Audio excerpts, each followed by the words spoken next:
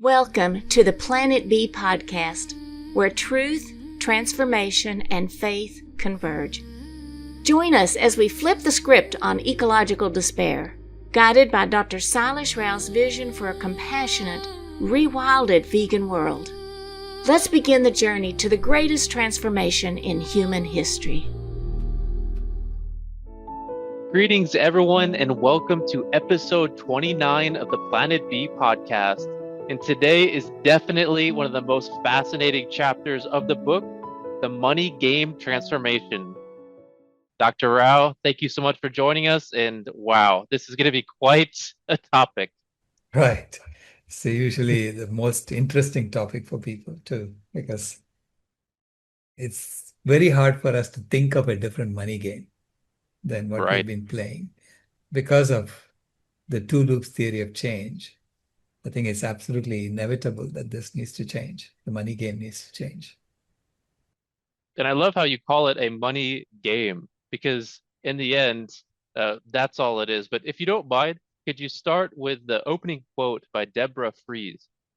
Yeah, Deborah Fries said, "You cannot fundamentally change big systems. You can only abandon them and start over." So true. She's one of the founders of the Berkana Institute. It's their two-loop theory of change that I use. Why do you call it the money game? Because as human beings, we tell stories and we play games. This is how we coordinate our actions and among millions and even billions of us. We tell common stories that everyone has bought into those stories, and then we play common games. And that allows us to be this powerful species that can literally change the life support systems of a planet. Right? Because without telling these stories and playing these games, if you look at all the other species, they don't have groups of more than 100, 200, or maybe even 1,000. But beyond that, they don't coordinate very well. Okay, we can coordinate among 8 billion of us. Right.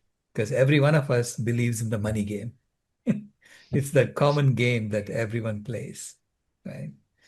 And the money game, you're taught, if you want money, you have to go and extract from the planet and give it to someone who has money, who will give you something for it. It's the fundamental extractive money game that we play. Right. And it's interesting because you say it is really the one game that all of us are, I don't know if the right word is forced to play, but it is one of the major components of the Planet A system. It's the one game that allows you to tap into the resources of hundreds of our fellow humans, thousands of our fellow humans, because without it, if you go talk to someone in an indigenous community that doesn't use the money game, is not yet playing the money game, they are small communities and they help each other, in that community. But suppose you want to create a smartphone. A smartphone is assembled by thousands of people. Right. Okay. And thousands of people designed it. So it's like you're really tapping into the knowledge of maybe millions of human beings in that smartphone. Okay. And how do you then tap into that effectively? So you need to play some kind of game that allows you that benefit of the knowledge of your fellow humans and their productivity all put together to give you this useful tool.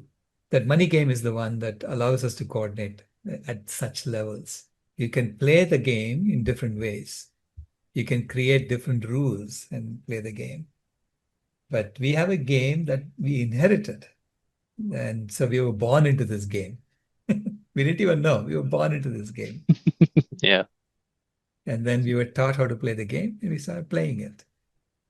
It's now, once you understand the money game, understand how the rules of the money game, and you realize it's actually the one that's driving the climate heating phase of our civilization, then we can say, okay, how do you architect a money game that will allow you to be in the climate healing phase for civilization? Right. Right. It's not the same game. It's a different game. If we could talk a little bit about that, the Planet A climate heating phase of this money game. And in this chapter, you highlight the fundamental roles within the money game on Planet A are the buyer, the seller, and the banker. Could you share a little bit about that, please? Yeah. So Alice wants to buy a piece of property from Charles, the seller. And then Alice goes to Bob, the banker, and asks for a loan to buy the property because she doesn't have enough money to buy the property. Okay. So according to the rules of the money game play today, Bob is allowed to give Alice a loan if he knows that Alice can return that money, number two, and he has at least 10% of the loan in his bank. So he can actually create like a factor of 10 multiplication. Right. Okay. Or in effect, what happens is he's giving the money to Alice to go and buy, and he's only keeping like a small percentage of the money in the bank. So that if there's a run on the bank and everybody comes and wants the money back, he doesn't have enough. He's given it away. Right?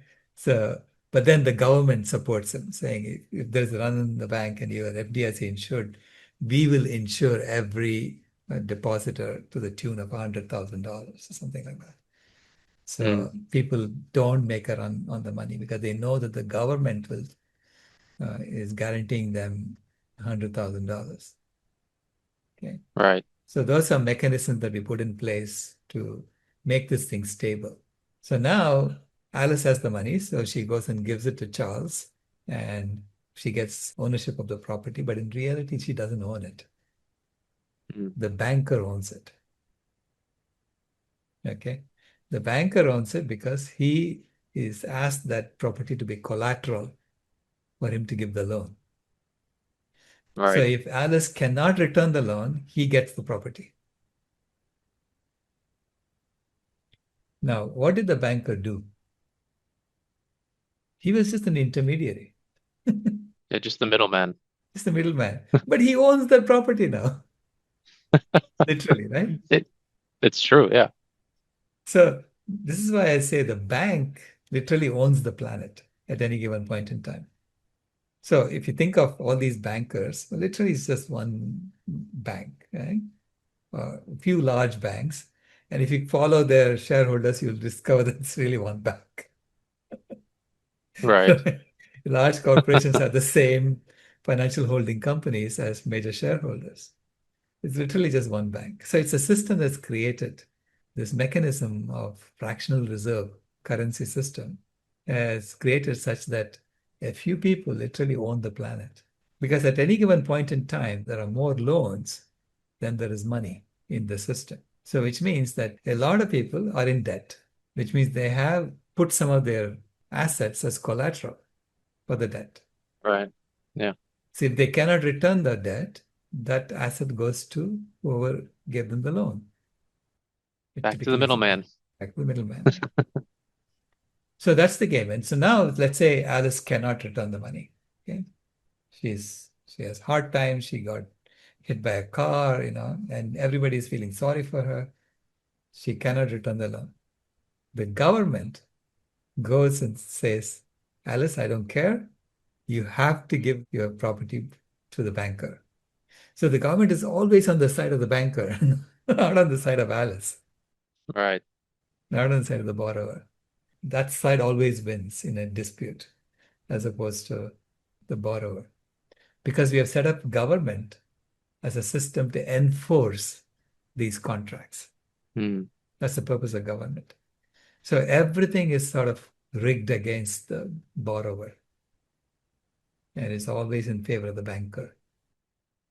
Could you share a little bit more about how this the money game is the root of all of the problems within the Planet A system? Well, because the money game is built around debt and loans, there's a fundamental impetus to grow the economy. Okay? Because if you don't grow the economy, then there's competition for finite resources, the finite amount of money that's going around. And a lot of people are going to be default on their loans and and economic activity doesn't flow anymore because people are going bankrupt. Banker doesn't know what to do with all this stuff. If say no one is able to return the loans and they all say, okay, you own it. He doesn't know what to do with it, right? He Right. can't he can't extract value out of it. He needs millions of people going out there and extracting value and returning the money to him. So Mm. so he then basically created this money out of thin air and he got it back, So bizarre. right? So I'm Yeah. sure, if you trace the owners of these banks, there are, multi-trillionaires sitting there who don't tell you that they're multi-trillionaires because they got all of that went back to them. Right. And by always having this feeling of needing to pay something back because essentially we don't own it, whether it's a car or a house or even, sometimes our children's school, then it puts a lot of fear in our daily lives and also creates a lot of exhaustion because people work harder, think more about work, don't pursue the things that they truly love or want to do. Right. That's known as debt slavery. Hmm. So when you have debt and you feel obliged that you have to pay it back, you are literally enslaved by that debt. Right. You could say, I'm not paying. Then they'll come after you, right? Right. Yeah. They, they'll come after you and eventually they'll force you to pay. They'll take away your assets, your collateral that you gave for that. Mm. And also So the create a competition between our brothers and sisters of humanity. absolutely, yeah. Because you have to return the loan. So you have a debt, you have to return the loan. And so you're competing with others who are also trying to extract now to return their loans, Right. right? And so you're competing with each other to return the loans. So it fundamentally is a competitive money game. And so for a climate healing phase of our civilization, we have to create a money game that's all about collaboration, not about Mm. competition. The architecture has to be the exact opposite of the currency architecture that we have in the Planet A money game. Right. You state in chapter 29 that we must change our money game to a new game based on love, generosity, and natural abundance. The Correct. architecture and rules of this new game would incorporate characteristics that are the exact opposite of those used in the current money game. So, Dr. Rao, could you give us a little sneak peek into the money game of Planet B? Think of the money game today, understand the architecture of the money game today, and do the exact opposite. I'm sorry, I'm serious. That's how I I did believe it. you. Yeah. I That's just think of the world turned upside down when you say it's just right. the opposite. Right. So in the current money game, all new currency is created in the form of loans. Hmm. Okay, so everything that is a debt that you have to return. In the money game encoding generosity, all new currency has to come in the form of allowances. Allowances don't have to be returned. Right. Okay. In the current money game, the debt has to be returned to a banker or someone who loans, someone who has the authority to create currency, which is usually a bank, nothing else, right? They can create currency. Right. And in the new money game, the allowances are through the generosity of Mother Earth. Hmm. As long as Mother Earth is thriving, you get an allowance. Okay. The more she's thriving, the bigger the allowance you get. So it gives you an incentive to make Earth flourish. So we are creating a game in which the Earth has to flourish for us to get more of it, bigger allowances. So we'll work to make the Earth flourish. So that will become our motivating force, the objective function. So you have to code the Planet B money game to accomplish the Planet B objectives. So that's why it has to be an allowance. Allowance is coming from nature and not debt from a human being. Okay. Right. So that's the other opposite. And then in the current money game, the object of the game is to accumulate as much as you can for yourself. That's your source of security, Right. right?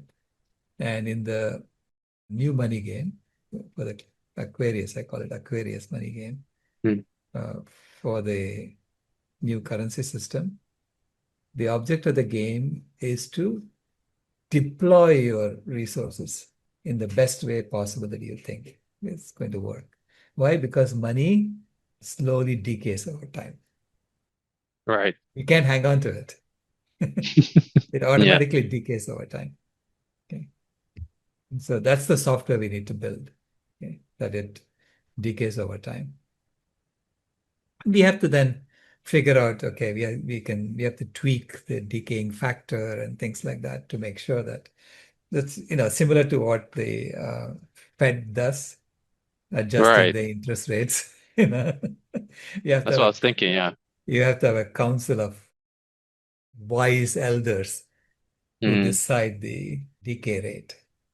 And the Not goal is politicians. no, it has to be wise elders. I think it has to be independent of politics. Yeah.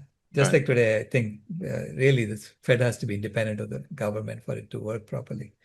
If Mm. the politicians interfere in the Fed, this entire system on planet A will collapse very quickly, Yeah.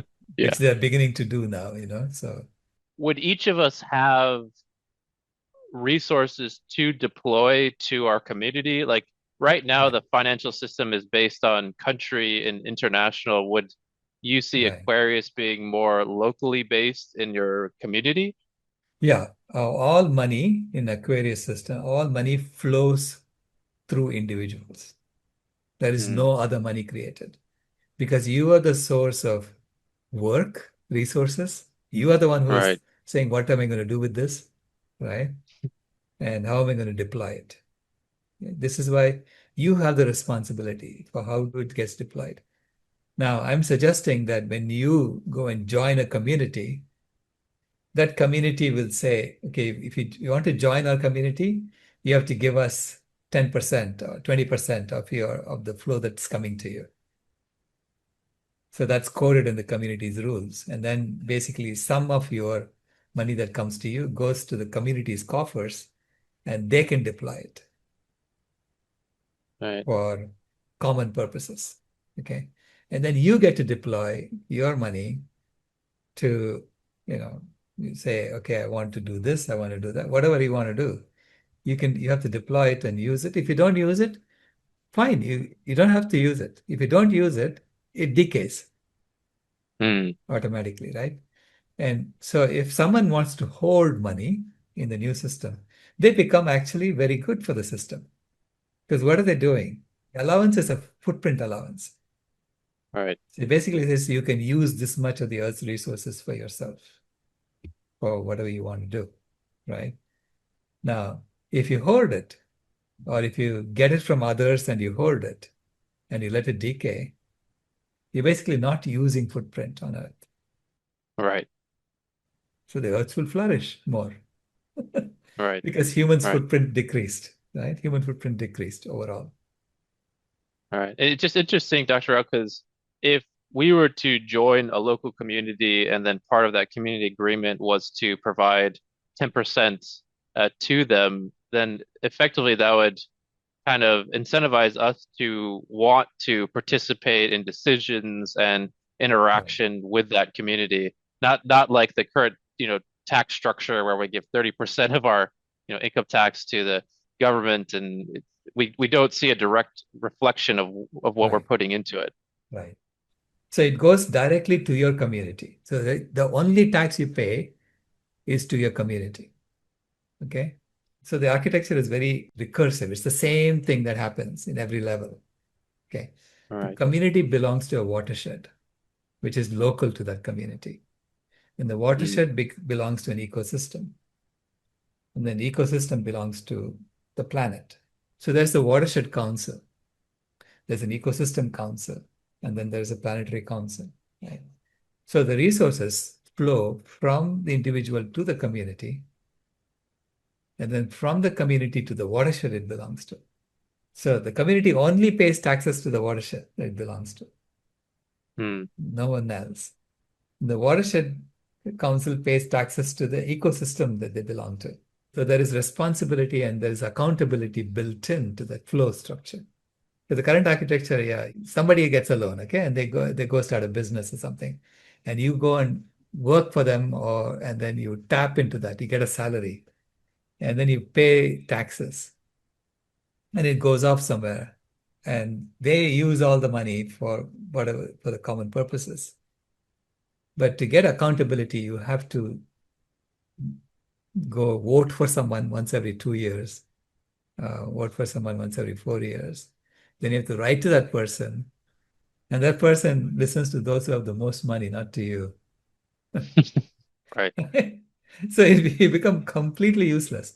I mean, there is a survey done showing that responsiveness of the government to individual needs is next to nothing, is zero. Ever since the Sunshine Law was passed in 1971, which basically said that all votes of congressmen and senators has to be made public. Okay? When you vote, you want it to be secret. It's a secret ballot. Right. Why is it a secret ballot? Because otherwise you get influenced. So the principle of the secret ballot is that if it is not secret, if anyone can say, hey, you voted this way, did I not tell you to vote the other way? Right. You get coercion, right? I mean, if someone will come and buy your vote saying, I'll give you $100 and you better vote this way. And if you don't vote this way, he'll say, give me the $100 back, Yeah. right? So this is why votes have to be secret for you to be independent in voting. And that's how you Right. should make decisions. So congressmen and senators cannot vote anymore like that. It's because of the Sunshine Law. All right. Because it's public domain. Everybody knows how you voted. And so the donor who gave you money is going to come and say, hey, wait a minute, I told you to vote this way. And you didn't. Yeah. So they lost their independence in 1971. And you clearly see in the survey since 1971, the responsiveness of Congress to people went down. And Wow. the responsiveness to big donors went up. Yeah. It's interesting too because there's a graph that shows how many animals people consume, and actually at that 1970 mark is when you really see it start to rise. So you can see that animal agriculture definitely had an impact at that time to influence politicians. Right, right. Yeah. Yeah. Anyway, that acceleration is part of the last hurrah of heating that we had to do on the planet. And to build all this new technology we needed so that we can take pictures like this from space, right? Yeah. And and now we know we have to stabilize the life support systems of this beautiful planet. And Mm. so now we have everything we need to redesign systems, and create these new structures that allow us to do what we need to do. That's the reason why the architecture is like that. It makes you responsive and accountable locally. Okay. And then it builds up hierarchically. We need some hierarchy, right? You can't have everybody making decisions for the whole planet. 8 Right. billion people voting on something and reaching a consensus is going to be impossible. So something that I think is really fascinating in chapter 29 as well is that you state that healthy food, shelter, clothing, and the basic needs of humanity will be met for free Right. with the new financial system, which allows us to dedicate ourselves to the task of restoring the ecosystems of the planet. Yeah. That's the contract you have with the community you join. The community is taking a certain percentage of your allowance. And in return, they're going to guarantee to you that you'll have adequate shelter, balanced meals at any given time. Because I found that when you split the production of meals at an individual level, you are basically making it, you're atomizing human beings, and you're making it more and more expensive Mm, and then more and more wasteful. Whereas when you cook in a community, when you cook together, I mean, you can reduce the costs tremendously. You don't need that much packaging anymore for food. Because I mean, I get food every day delivered to me when I'm working here, and I cringe at how much packaging I'm getting. right.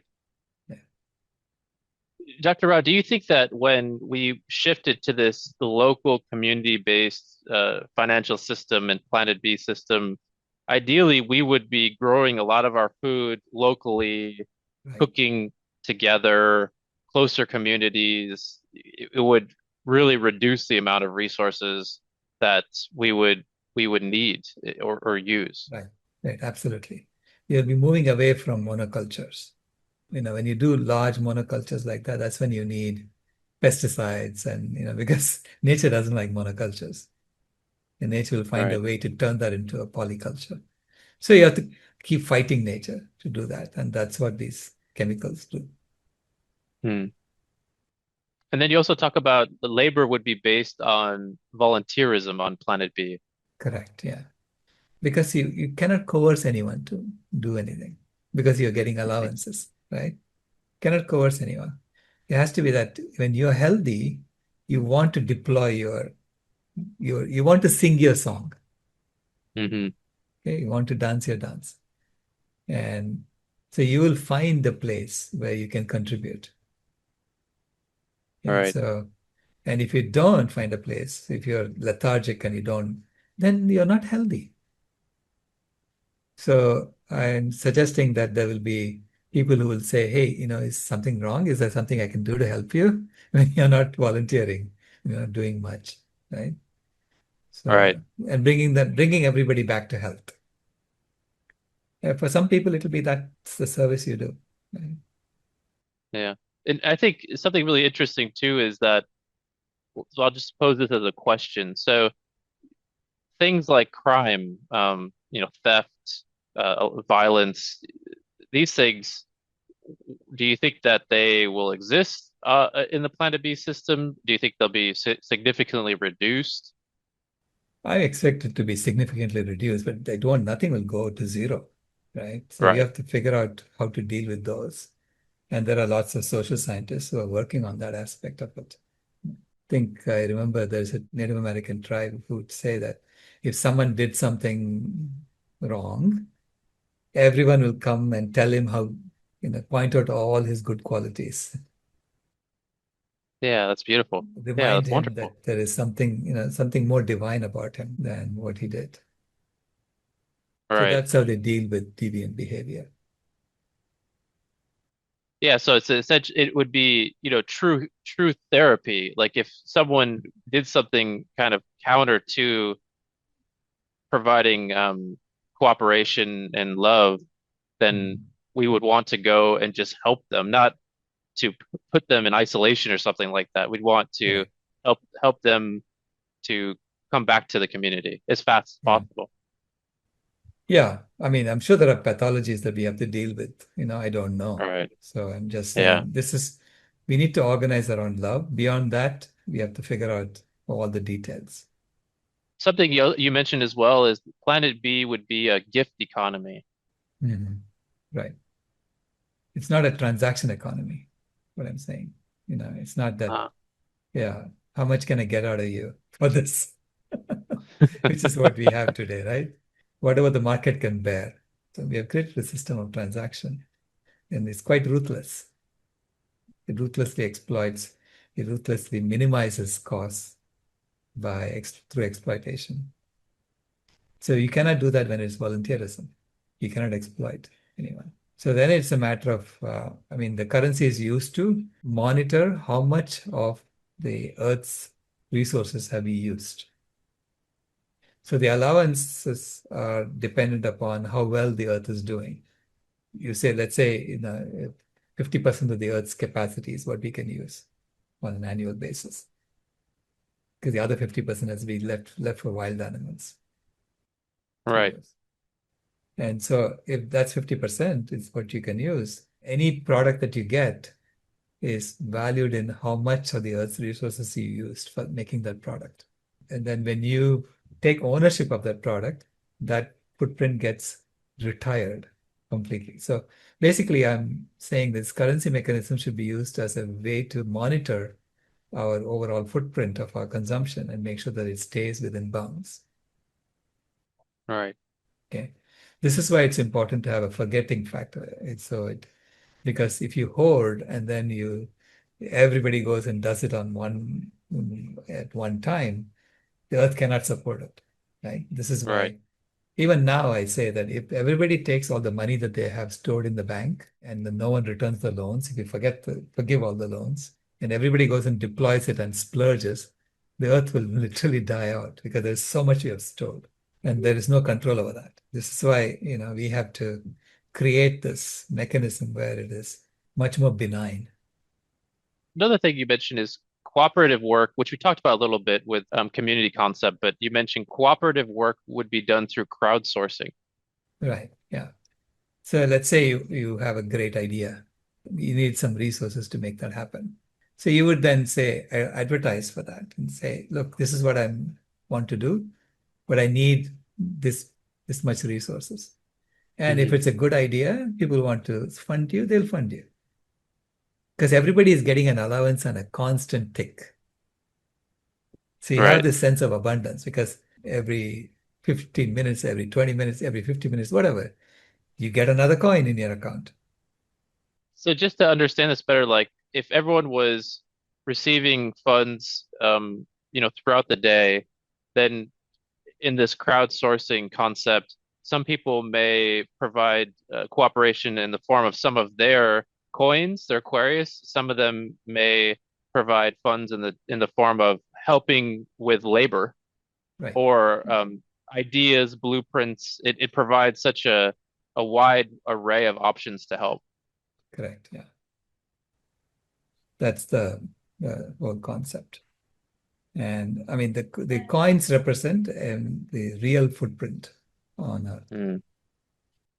Dr. Rao, at the end of chapter 29, you state that this new monetary game ensures that the ecological footprint of humanity never exceeds the limit for ecological thrivability on planet B. Could you share a little bit about that, please?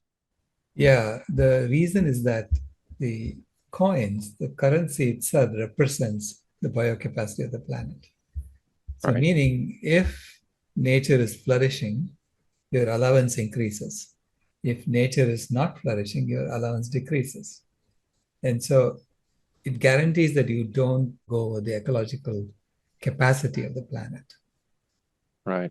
Okay. So that gives humanity an incentive to increase the capacity of the planet, which means you have to increase the thriving of the planet. So that's when you'll get more. Okay.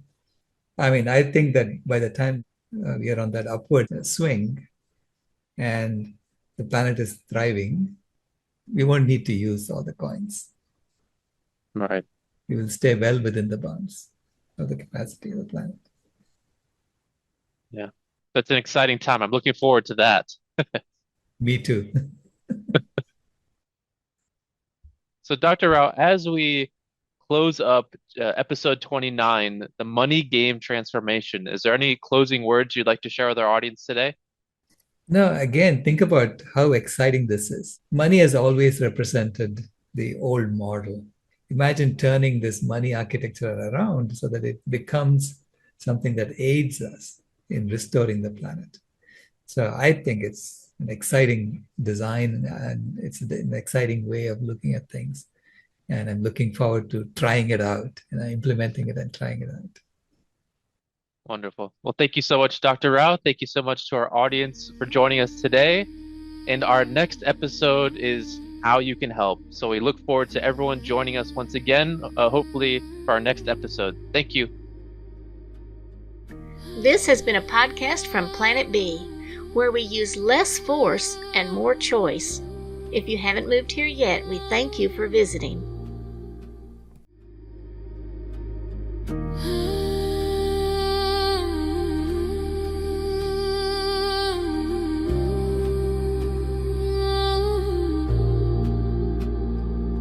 house is burning, but we're still sitting in the glow. Phones charged, lights on, pretending we don't know. But the forest is silent, the river's running low, and the flame on our plates is the strongest fire we throw.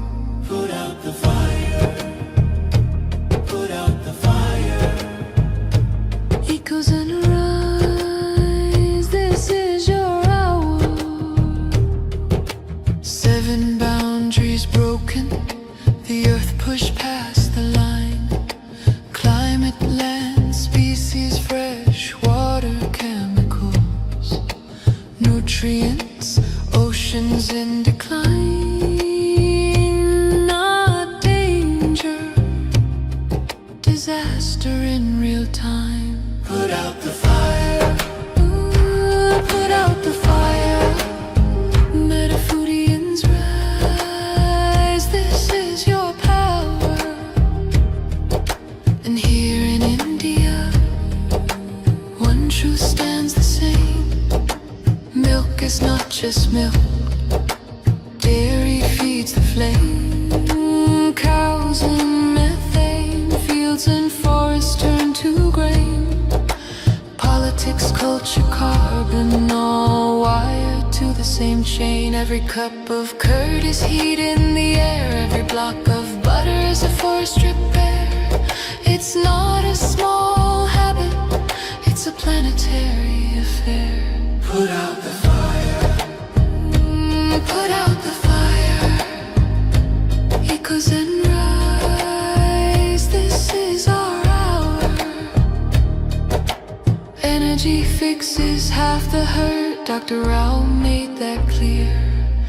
But food fixes the other half, the half that's burning here. Change the plate, change the land, change the future's atmosphere. Put out the fire, put out the fire. Metafoodians unite, this is your choir. Every millet, every fruit, every sapseed, every bean is water on the wildfire of a world we've never seen. Every oil-free bite is a river turning clean. This is not perfection, it's direction. Not pressure, but protection. A week of choices can cool a generation. A company's courage can ignite a nation. Put out the fire, ooh, put out the fire. Echoes and rise, this is your hour. Metafoodians unite, Metafoodians ignite. Sharing love in the meta zone, light in the path to a cooler home. Put out the fire.